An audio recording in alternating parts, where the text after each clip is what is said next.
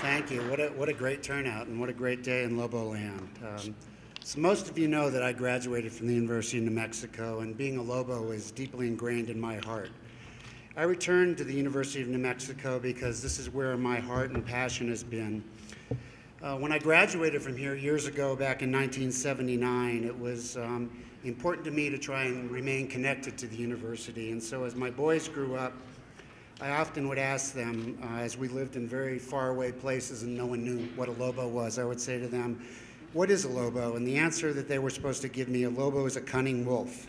And then I'd say, "Well, what is a cunning wolf?" And the answer they were supposed to give me, it's a smart and ferocious animal. So I thought about those words a lot over the last few days, especially since Saturday.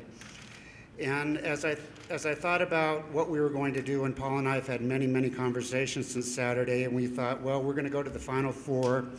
We're going to interview. We're going to take our time. We're not going to be rushed into a decision. This is a very important decision. We have years ahead in this program. We don't want to rush. And then Paul came back to me and said, "You know, I've been talking to all these people around the country about what we should do, and they said you have the best guy right there in your backyard. We'll look, but you know, you should be looking right in your backyard." And then he came back to me a couple hours later and said, "I'm hearing more of the same thing." And a few hours later, we were hearing the same thing again and again.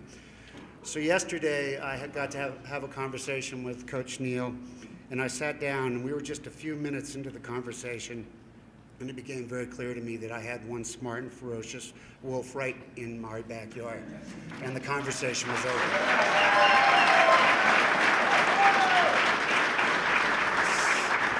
So what it was clear to me, and it was clear to Paul, as he'll tell you in a second, was that he believes in our students. He believes deeply in the University of New Mexico, and which is nice for a coach. He also believes in winning. So let's get ready for a great year for the Lobos, and I'll let you now have our athletic director, Paul Krebs.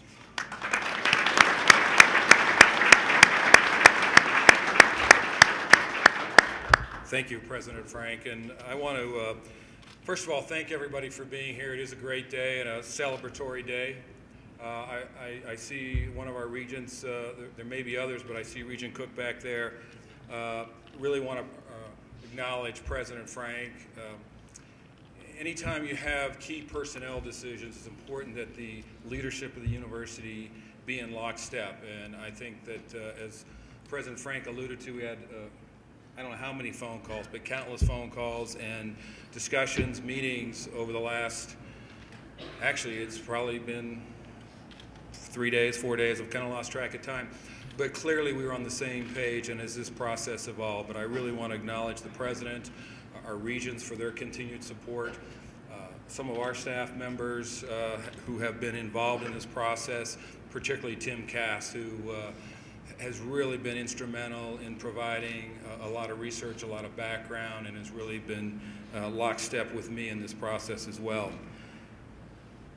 If my son knew that I even knew how to tweet, if that's the right word, he'd be very impressed. In fact, I got a comment from my son that he said, "Dad, that may be one of the best tweets of the year," which I'm very impressed that I know how to do it. I also want to acknowledge Coach Alford, who's left this program in marvelous shape, and our challenge now is to go forward.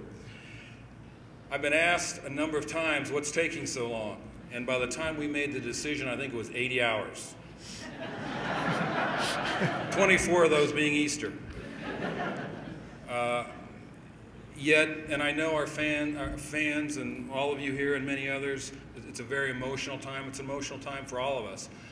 But my view is that an athletic director, a president, we can't think emotionally. We have to think strategically. We have to think with our brain. And we don't have the luxury of making decisions based on emotion. We have to make decisions based on facts. And I think that the President and I certainly feel like we've done that. I also want to recognize that the University of New Mexico is a great institution. We are bigger than any one player, any one coach, any one athletic director. And as we were making this decision, well, continuity is really important, and next year is really important. The following year, and the year after that, and the year after that, and the year after that are equally important. So continuity for continuity's sake really didn't matter to me. Continuity with the right leader is what mattered. It was a short period of time, yet it was an exhaustive. I can't tell you how many phone calls that I made, that I received, that Tim Cass received, talking to athletic directors around the country, coaches around the country, former student athletes at the University of New Mexico, former coaches at the University of New Mexico, folks connected to the basketball world, and they all raved about Coach Neal. Similar to the process when Coach Sanchez was hired, who I see here today. And there was a lot, and you can tell by the attention that we received nationally. To our team, I want to tell you a couple of things you guys probably already know. The man to my left is a great teacher, has tremendous knowledge of the game, has high energy, high passion, is committed to you all. You know he played in the NBA, he coached in the NBA, highly competitive, and strong leadership skills. I think, and I know when I hear people whose opinion I respect talk about how great Coach Neal is and what an outstanding coach he is, I was struck by a couple of comments that were in the national media. Seth Davis, CBS Sports.com, CBS reporter now, he's in the studio for the Final Four. Seth, I think, termed it as the smartest coaching move in this coaching cycle.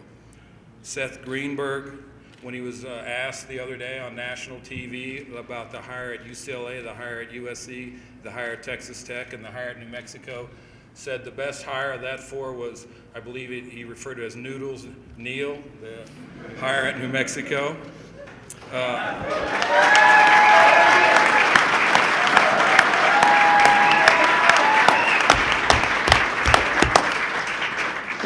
And he talked about Craig's coaching acumen, his energy, his passion, his experience, and I think you guys all know that. I had a well-known, well-respected basketball individual. When I asked him about Coach Neal, he says that his words were he has a PhD in basketball, and I thought that was very appropriate. I don't know if you have a PhD in anything else, Craig, but I don't know if we can give him an honorary PhD, President Frank, but and it involves more than just X's and O's. 6 years of really on-the-job training, preparation. After a thorough review, I feel very confident about Coach Neal, his skills, his ability, not only as a basketball coach, but as a leader. And while there's been a great foundation laid, I think everybody understands in this room our goal is to advance this program forward and take it to the next level. And so I'm very, with Mrs. King sitting in our presence, I'm very proud to announce the 20th basketball coach at the University of New Mexico, Craig Neal.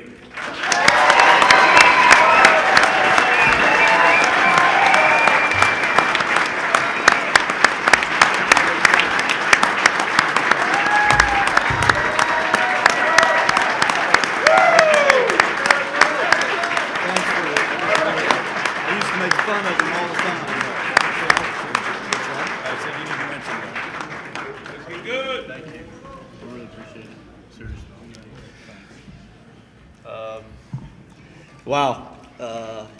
I used to tease Steve all the time when we got dressed for the games. I said I got to wear nice suits and do this, and you had to wear the red jackets. So I guess it comes full circle. So I'd like to introduce my wife Janet, my son Dalton, my oldest son Cullen. They've been through a lot the last 72 hours in the last 6 years and the last several years of marriage, and they've been very patient with me before I get this opportunity.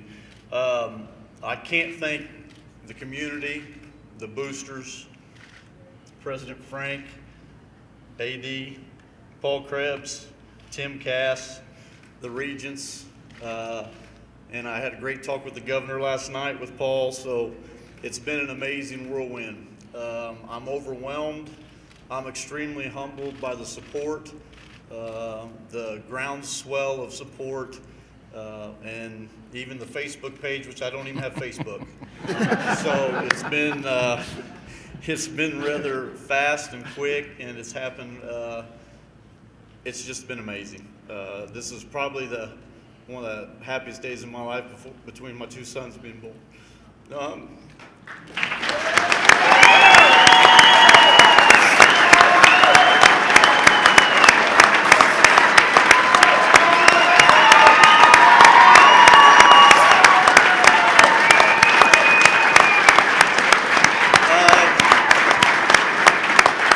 Before I go on and tell everybody about what a great place this is and how we love it here and the facilities we have and the university we have, the leadership we have, which is outstanding, I have to thank the guy that brought me here 6 years ago, Steve Alford, who's done more for this program than any coach in the history of the program.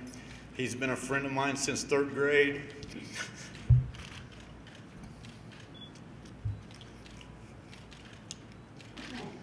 It's very hard.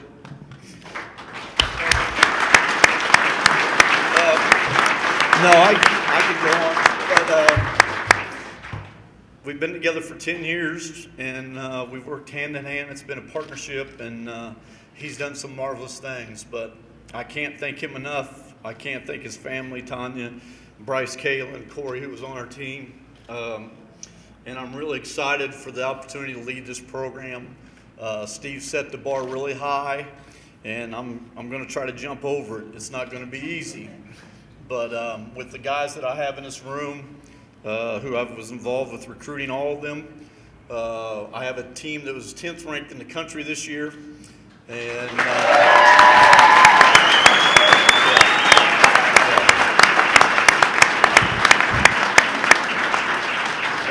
really special group of kids. They're like my sons also, so I have 15 other sons. Emmanuel, I don't know if Emmanuel's here, but it's been an amazing ride for 6 years, and I'm looking forward to many years to come, and I'm really looking forward to get started with these guys after the Final Four. And like I told them in our first team meeting, we got a lot of unfinished business, and we got a lot of goals and a lot of things we want to do. And I just want to be there for them and help them reach their goals and help reach my goals. But I can't thank everybody enough. I'm sorry I got emotional. I think that's why I've had so much support. I want to thank the former players that have reached out. Hunter Green, Mel Daniels called me this morning. Kenny Thomas has reached out. Roman Martinez, Doris Gary, Darrington Hobson. There's been tons of them. And this place is an amazing place, and I hope I can lead it as well as Coach Alford did, and I think we're going to go and continue this program in the right direction, and I'm so happy to be the coach of the New Mexico Lobos.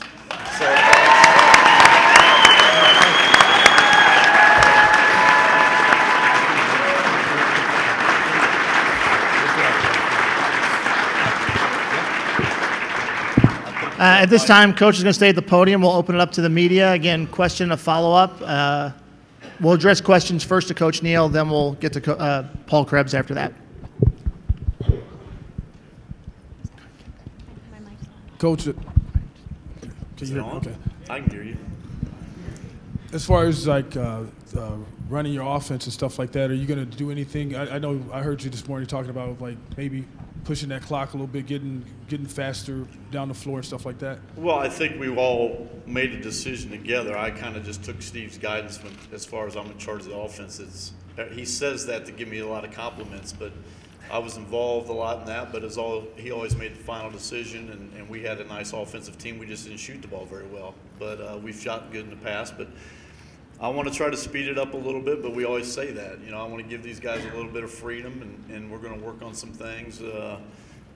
I'll have to listen to my son again tonight, tell me how we need to change up some things and put some pressing in and give some more freedom to the guys. So, but it's been, you know, we've had a great six-year run, offensively, defensively, what we've done as far as win percentage and championships, which hasn't been done here with Steve in the era here. So we're going to change some things, and I'm my own man. He's taught me to be my own man, but I've always been my own man, and I think people realize I am by the overwhelming support I've had. And a little story yesterday, I sat down with President Frank, and the first thing he says is, do you know everybody in this state? was like, yeah, I kind of know a lot of people, but that was kind of my job. So, but we'll change up. I'm gonna put my own identity on it, and I've talked to the guys about that, and I'm looking forward to that. But we're gonna do a lot of similar things because it's hard to break what we've done, and that's just win a lot of basketball games.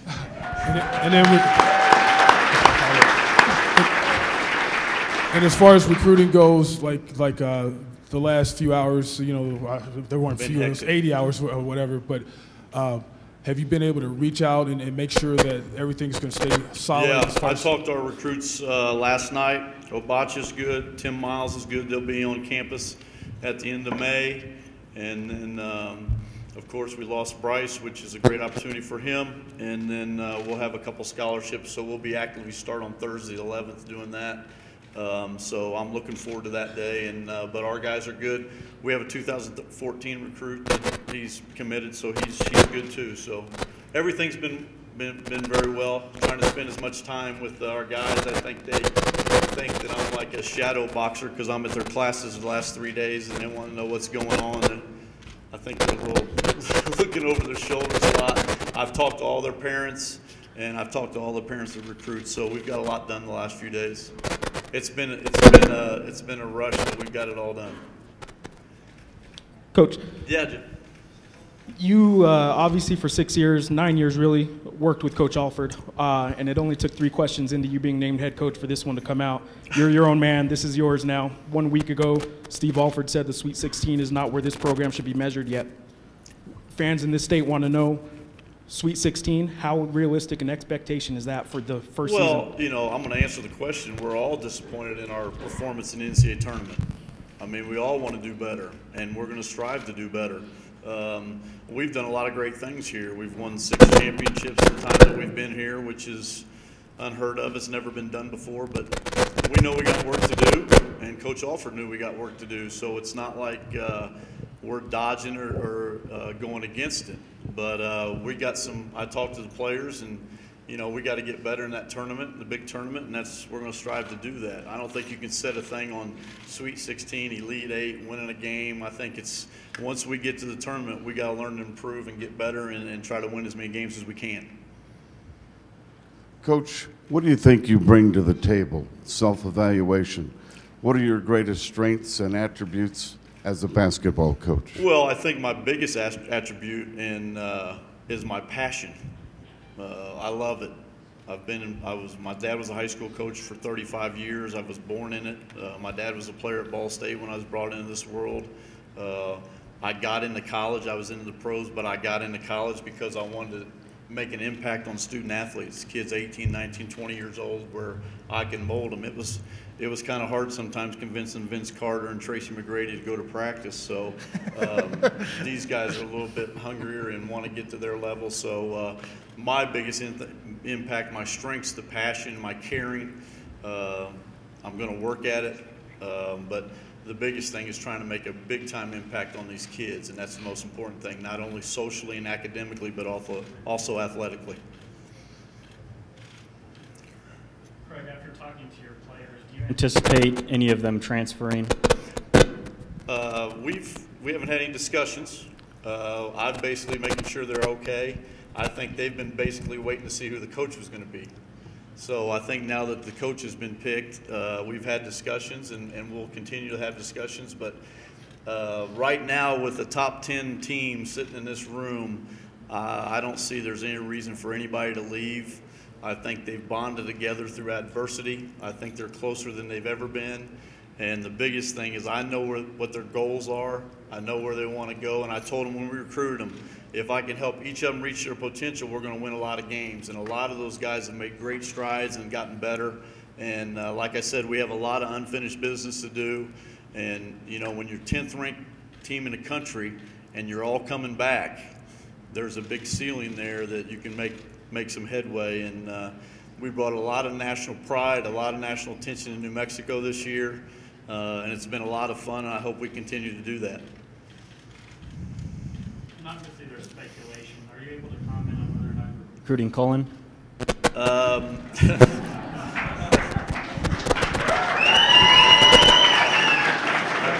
knew that wasn't going to take very long. Tough question. That'll be discussed at a further time.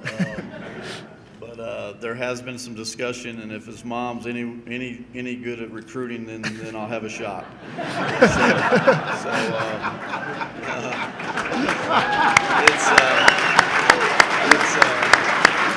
The unique thing about our relationship and the relationship with the Alfords and the whole staff that we've had over the years is it's always been family, and it's been amazing to watch Corey and Dalton and Bryce and Kayla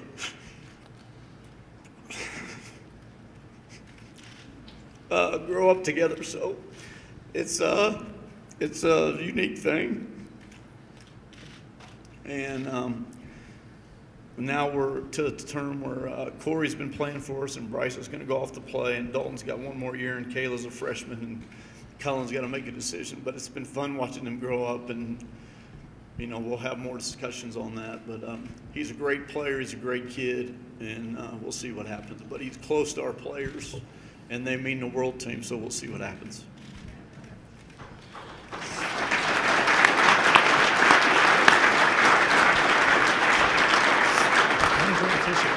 I didn't bring a tissue. I'm sorry. I know.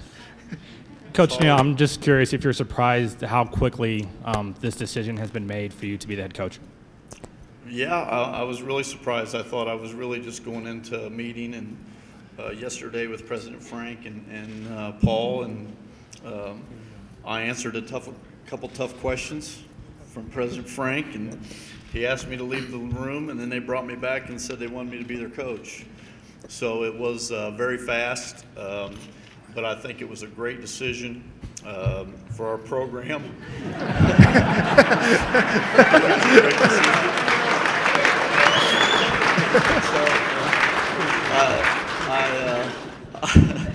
I'm glad that they picked me, but I think it was very important because it's helping our players, and it's helping our program, and it's helping our national recognition. So yeah, I'm really excited about it. I'm glad it happened fast. I didn't think it was going to happen yesterday or today with the press conference, but it's been very exciting, and I'm glad it happened. And then I have to ask you, what's your favorite noodles pun? Excuse me? Your favorite noodles joke? My favorite noodles joke? I don't have any. I just, I've been known as that since my 8th grade year in high school, and it hasn't changed. And you'll go around the country and people go, "Do you know Craig Neal?" And they'll look at him like, "Craig Neal?" And then noodles. Oh yeah, I know noodles. I don't. It's kind of hard, but it's been a unique nickname, and it's kind of followed me. So it's kind of neat. That's why I was given the guys on the radio. They were saying, why don't we get a big name? Why don't we get a big name? And I said, well, Noodles is a long name. Noodles it's a lot of letters. So, but it's followed me. So it's one of those deals that I kind of accept and run with it. Coach, there's still 4 or 5 spots left open on the schedule. I know you guys talk about scheduling big-time programs quite a bit. Curious if there's a home-and-home possibility with UCLA. I'll ask him, but that might have to be over a golf bet on the golf course. But I don't know. That'll have to be a later discussion. But I can ask him. I'm sure our guys might like that. On scheduling, is Tim here? Is Tim around? Yes. Can I talk about the scheduling? I don't know where we're at. Okay. Can I say about the schedule thing with Vegas or no? Sure.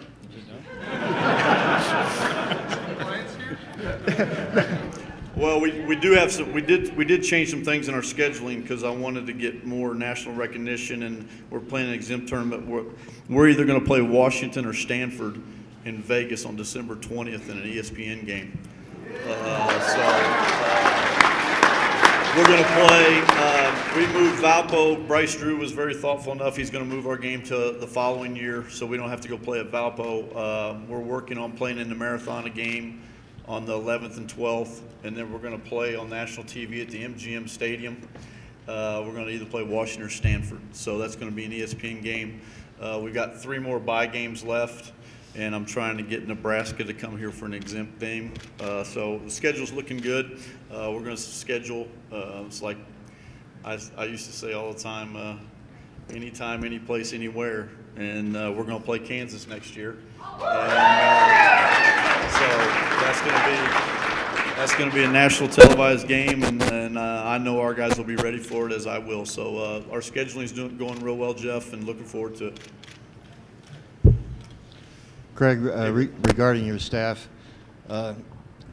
you were Steve's right-hand man for 9 years. Right. Is there anybody here or out there you feel like can serve that kind of position for you? Well, I've been very blessed in that I decided to stay and try to work for this job, and then I've been very blessed with Craig Snow's going to stay with me, and Brandon Mason and Drew Adams. They're around here somewhere. They're way behind the curtain. So they've been unbelievable and helped me during my interim title, the challenge that Paul wanted me to keep our program going in the right direction. They really helped me, so they're going to stay with me. I'm going to take my time on the other positions and spend some time at the Final Four talking to 4 or 5 guys. Steve, I'm going to ask Steve for some advice. I've asked my college coach for some advice. I've asked my college assistant coach for some advice, who's director of scouting with the San Antonio Spurs now. So I'm not going to get anybody that's going to be here, and I'm going to try to get somebody that's brings something to the table that I need to keep learning on. I need to keep learning and getting better as a coach. I don't think you ever stop learning. So I'm going to talk to some guys, and hopefully some guys bring some different ideas to the table that will help us tweak our deal and do some things to help us win some more basketball games. But like I said, we won 29, so hopefully we can win 30, but you never know. But I'm going to talk to a lot of people, so I've got a lot of different avenues where I can go that way. I know it's been funny. I know a lot of people in the business, so I'll have some opportunities to talk to some real good candidates. Coach, how important was this to happen before next Thursday? Really important, really important. I'm just glad it happened this fast, so I can get the team taken care of academically and get them straight and let them know what's going on, and we'll start workouts next Tuesday. Now recruiting, we can hit the ground. We're going to go in different directions on Thursday, and then next Friday, hopefully we'll have some official visits in. So maybe, hopefully, one's local.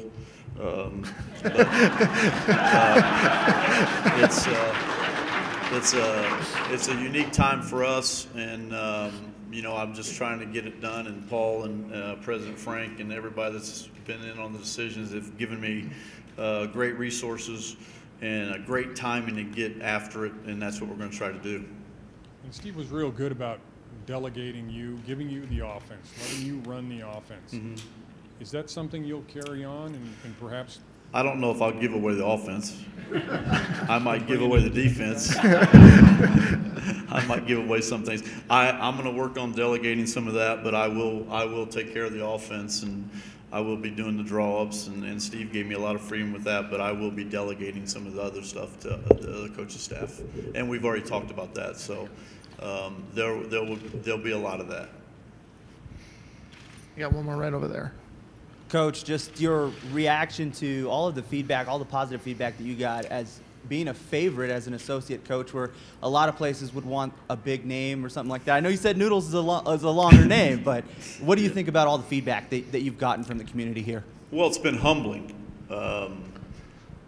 Paul and Tim told me 6 years ago when we first got here, he wants us to get out in the community, meet people, let them know you, and evidently I've done a pretty good job of that between golf courses and out in the community. But this is one of the most unique fan bases and communities in the country. It just is. It is. When you have 13,000 coming to exhibition game, and you have 15,000 at every game at home, and you have people waiting outside, and then you go into Las Vegas and take over Thomas Mack like it's the pit, and win 2 times in there and cut down their nets. It's an amazing place. I had a lot of discussions with my family. All 3 of them were real excited about the opportunity to stay in here because we love it here. We love the people here, but it has been very humbling, and I couldn't find a better place to have my first head coaching job with the players that I have back, the people that we're going to play in front of, the support that I have, and the leadership from President Frank and Paul. It's just been amazing. And, you know, I can't thank everybody enough. It's like I said, they told me about the Facebook page. I don't have Facebook. It's just been, they passed out T-shirts on campus. It's just been overwhelming. Janet and I went to dinner on Saturday after the Steve announcement, and it was 10 o'clock, and people are clapping in the restaurant when you walk in. So it's just been amazing. It's been a groundswell that I never thought would take place, but that's why this place is so special. And that's why I'm glad that I'm here and hope I'm here for a really long time. And Coach, what were those 81 hours like for you, and maybe what was some of the best advice that you got during that time period? The best advice I got was try to get some rest, but that didn't work. I called Paul, texted me on Sunday morning, and I called him back and had to talk through some things about the program, and he asked me if I was playing golf, and I said I didn't think I had time, and I was more concerned about what our players were doing and if they were all right. And it was kind of like Cullen, I was teasing this, I'm not trying to be graphic or anything, it's kind of like the last 2 days been like when Cullen was born, it was 28 hours of labor, and I just kind of sat there and waited and waited and waited and didn't go, and then it's the happiest time of your life. So it's been a unique experience the last few hours, and I know, honey, it was a little different for you. You better stop. Okay. Stop right there. Yeah. So it's been a long 72 hours. Okay. Right here. Craig, since season end, did any other programs reach out to you interested in their head coaching vacancies? Yeah, I've talked to several. I've talked to several colleges and universities, and I kind of been picky. You know, one of the questions that's always been asked is, why haven't you been a head coach before now? And I said, well, really, because I didn't have to, because I was happy in myself and what I was doing, and I felt good, and I like doing what I'm doing, and the place that I always wanted to be at, or that I would think about doing, had to have this type of commitment. You know, this type of commitment to winning, this type of commitment about resources, this type of commitment about academics. And a lot of the places that I talked to in the past, they just didn't have that. So I've always been happy and pretty secure in my own skin about what I was doing. So it wasn't a big thing for me ego-wise to be a head coach. But believe me, I'm happy to be a head coach now. All right, I think we got one last one here from Van. Talking about being a head coach now, what are some of the challenges you expect, because you got a chance to watch it, and I know that you had your hands in a lot of things also, but you got a chance to watch it as you got ready for it. What do you think some of those challenges? Well, I think the biggest thing is you just come to the office every day and you just have to worry about yourself and make sure the boss was happy, and now you have to worry about directing 5 other people, and that's a little different. You know, he used to kid me about it all the time, and I used to watch him, and I've learned a great deal from him because he's excellent at what he does. He's very organized. He's very good with administration. He's very good at leadership. And Steve is just, he's an all-around great coach in every aspect of the word, you know, the word. And I've just learned a lot, and I think that that's the biggest adjustment. You have to be able to spend energy here, the energy there, and you have to delegate, and you also have to be very organized where you know what's your timeline. You got to be pretty precise on what you're doing, and I'm looking forward to that. I'm looking forward to that challenge, but it is a lot different. That 18 inches you move, it's a lot different, and I'm looking forward to it, and it's going to be a big challenge. Okay, I think that's going to do. Oh, we got one more. This is the last question right here. I think you guys are hungry, aren't you? Yeah. What is it, Red Lobster tonight? Red Lobster? Yeah, okay. All right. Eat for me, because I won't be able to get there. Just a couple things that I'm curious if you're going to inherit. One being the red blazer. Do you plan on wearing that for big games? I'm sure it'll come out.